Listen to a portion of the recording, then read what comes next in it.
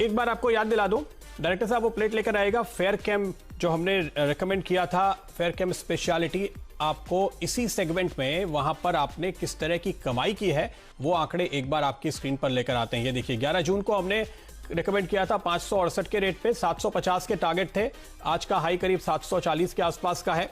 तो आपने 30% की कमाई स्टॉक में की और ये अपने टारगेट अचीव करने की पूरी तैयारी में है। इसको हम रिव्यू करेंगे आगे, लेकिन मैं आपको सिर्फ ये बताना चाहता हूं कि हम पोजिशनली आपको अच्छे स्टॉक्स में खरीदारी की राय देते हैं और वो टारगेट 30, 40, 50% के रन आपको मिलते हैं कुछ हफ्तों के दौरान। तो ये नजरिया रखते हुए आपको पंड्या का फंडा में ट्रेड करना चाहिए। चलिए मैं बता देता हूं आपको मेरा आज का पंड्या का फंडा स्टॉक भी। और आज का स्टॉक है TRF लिमिटेड, जहां पर आपको तकरीबन 140 रुपए के टारगेट के साथ मैं खरीदारी करने की राय दे रहा हूं। आपको सिर्फ याद दिला दूं, 2018 में इसके हाई तकरीबन 290 रुपए के बने थे। तो ये जो हमारा इमीडिएट टारगेट है वो उस लिहाज से कंजर्वेटिव है। उस हाई से केवल 50% के भाव में इस वक्त लेकर चल रहा हूं आपके लिए, और यहां पर एक काफी तगड़ा मुनाफा कमाने का मौका आपको आगे नजर आएगा। इसमें खरीदारी की वजह क्या है, ये देखिए, ये जो कंपनी है ये कोर सेक्टर को कैटर करती है। इनके जो सबसे बड़े क्लाइंट हैं वो सीमेंट सेक्टर में है, स्टील सेक्टर में है, कोल सेक्टर में है, माइनिंग सेक्टर में है। और इस वक्त जिस तरह से हम खबरें सुन रहे हैं, डायरेक्टर साहब अगर आप हॉटबोर्ड भी साथ में रखें, मेरी शक्ल मत दिखाइए, उसकी जरूरत नहीं है। जो भाव का मूवमेंट है वो दर्शकों को दिखते रहना चाहिए। तो जो कोर सेक्टर के लिए आप जिस तरह से खबरें सुन रहे हैं कि प्रधानमंत्री ने यह कहा है कि वो यहां पर एक ग्रामीण इंफ्रास्ट्रक्चर को बढ़ावा देने के लिए योजना पेश करेंगे 15 अगस्त के करीब। तो ये इंफ्रास्ट्रक्चर का पहला पुश है, लेकिन इसके बाद आपको और भी इस तरह की खबरें मिलेंगी जो नीति आयोग के हवाले से जानकारी मिल रही है, दूसरे जो थिंक टैंक्स हैं, सरकार के मंत्रालय हैं, उनके हवाले से जो जानकारी मिल रही है उसके मुताबिक कोविड का जो असर पड़ा है इकोनॉमी पे, उससे बाहर निकलने के लिए इंफ्रा को और पुश दिया जाएगा। दूसरा पुश हाउसिंग सेक्टर के लिए देने की सरकार ने ऑलरेडी घोषणाएं की हैं। तो आप देखिए, सीमेंट के लिए डिमांड बढ़ रही है, हाउसिंग के अलावा दूसरे इंफ्रास्ट्रक्चर्स की डिमांड बढ़ रही है, स्टील की डिमांड बढ़ रही है, मेटल में काफी अच्छी तेजी आप आते हुए देख रहे हैं, और कोल माइनिंग के लिए सरकार ने नई पॉलिसी ला दी है। तो ये सारे फैक्टर्स मिलजुल कर एक साथ काम कर रहे हैं और उसके चलते इस तरह के स्टॉक पे आपको इस समय एक शानदार एंट्री लेने का मौका मिल रहा है। 20% का सर्किट आपको यहां पे लगता हुआ नजर आएगा तो कोई सरप्राइज नहीं है, क्योंकि आप देखेंगे ये काफी कंसोलिडेट होने के बाद अब यहां से तेजी पकड़ रहा है और वैल्यूएशन अभी आपको यहां पे काफी अट्रैक्टिव दिखाई देते हैं। लेकिन एक इंपॉर्टेंट बात आपको याद दिला दूं, ये टाटा ग्रुप की कंपनी है। टाटा स्टील और एसीसी ये इसके प्रोमोटर्स हैं। तो प्रोमोटर्स को लेकर के, इसके बैकग्राउंड को लेकर के आपको बिल्कुल चिंता करने की जरूरत नहीं है। इसके हिसाब से आप बिल्कुल बेफिक्र होकर के पैसे लगा सकते हैं इस स्टॉक में। इस कंपनी ने अगर आप देखें तो पिछले कुछ क्वार्टर्स के दौरान जो काम किया है, इन्होंने अपनी बुक को दरअसल स्ट्रॉन्ग किया है। 600 करोड़ के डेट हुए करते थे, वो घट करके पिछले 2 साल में अब 250 करोड़ पे आ गया है। तो इस समय आप चिंतित होंगे कि कंपनियों पे डेट बढ़ रहा है, लेकिन नहीं, यहां तो डेट कम हुआ है। बावजूद इसके कि कोर सेक्टर में कारोबार थोड़ा हल्का हुआ, लेकिन कंपनी चूंकि मजबूत परसेंटेज वाली है तो उन्होंने अपने पोजीशन को और मजबूत कर लिया। तो इस वक्त भी आप देखिए, मोदित इसके चार्ट पे नजर डाल रहे हैं। मैं सिर्फ ये बता दूं कि करीब करीब 490 के हाई जो हमने 4 साल पहले देखे थे, वहां से ये करीब 80-82% नीचे अब भी आपको ट्रेड करता हुआ नजर आ रहा है। और मोदित जी, मेरा ये मानना है कि अगर आपको कोर सेक्टर पे बेट करना है, और इस समय आपको कोर सेक्टर पे बेट करना चाहिए, क्योंकि सरकार की पूरी कोशिश है कि वो इस तरह की योजनाएं पेश करें ताकि उससे स्टिमुलस मिलता हुआ नजर आए। तो ये एक अकेला ऐसा स्टॉक है जो पूरे के पूरे कोर सेक्टर को कवर कर लेता है, स्टील को, सीमेंट को, कोल को, माइनिंग को, और इस लिहाज से काफी अट्रैक्टिव लेवल पे ये शेयर इस समय अवेलेबल है। थोड़ा लंबा चार्ट देख के बताइएगा मोदित जी, क्या कहते हैं आप? रंजीत जी, सबसे पहले तो कहूंगा आज के सेशन में अपर सर्किट इस काउंटर में लगेगा। लग ही चुका है, बस हो गया, 18.5 तो हो चुका है।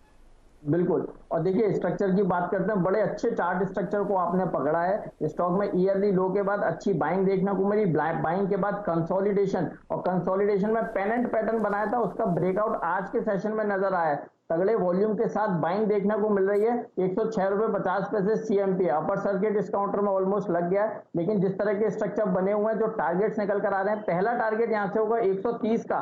130 को भी अगर होल्ड करता है तो 145 रुपए तक के अपसाइड मूव TRF में नजर आएंगे। कोई भी डिप अगर यहां से आता है, बाइंग अपॉर्चुनिटी होगा 130 और 145 के टारगेट के लिए।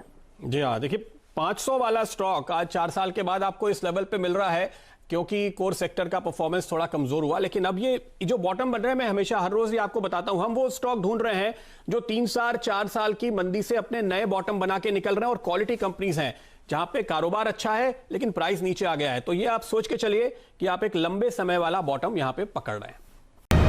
आज का मेरा पंड्या का फंडा स्टॉक है जीआईसी हाउसिंग। 140 रुपए के टारगेट के साथ आपको यहां पर खरीदारी की राय दी जा रही है, लेकिन देखिए ये टारगेट कंजर्वेटिव है। क्यों?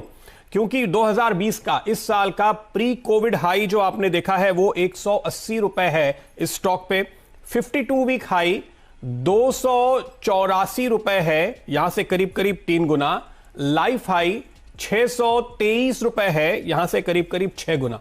तो जाहिर है कि काफी ऊपर से ये नीचे गिरा है और अब यहां पर एक बेस बनता हुआ नजर आ रहा है। इस समय मैं आपको खरीदारी की राय क्यों दे रहा हूं, इसकी बहुत सारी वजह हैं।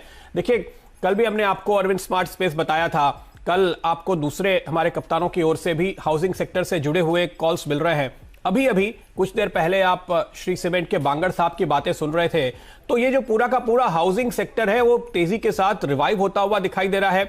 आप शोभा डेवलपर, गोदरेज प्रॉपर्टीज जैसी कंपनीज के मैनेजमेंट से आपने बातचीत सुनी होगी, वो बता रहे हैं कि काफी तेजी के साथ लोग वापस इंटरेस्ट ले रहे हैं खरीदारी में। और इस समय चूंकि फंड की लिक्विडिटी की जो अवेलेबिलिटी है, जहां भी सरप्लस डिप्लॉयमेंट का मौका मिल रहा है और अच्छे ऑफर्स भी दिए जा रहे हैं, तो उसके चलते यहां पर आप शानदार मूव देख रहे हैं। तो हमने वर्स्ट केस डिस्काउंट कर लिया।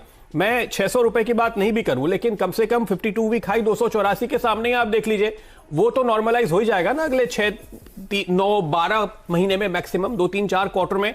तो यहां से आपके लिए कमाई के शानदार मौके बनते हैं। खरीदारी की पहली वजह बहुत ही चीप वैल्यूएशन अपने हाइस के सामने।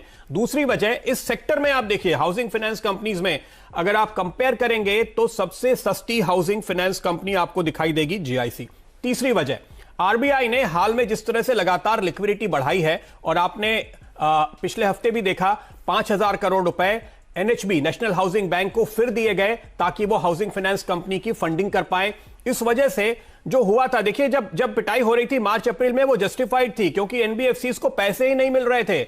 और स्थिति यह हो गई थी कि अगर सरकार 7% पे पैसे ले रही है तो प्राइवेट कंपनीज को 9, 9.5, 10% पे फंडिंग मिल रही थी। इतना ज्यादा गैप आ गया था, इतना प्रीमियम बाजार मांग रहा था, बाजार को लगता था ये कंपनियां बड़े खतरे में हैं।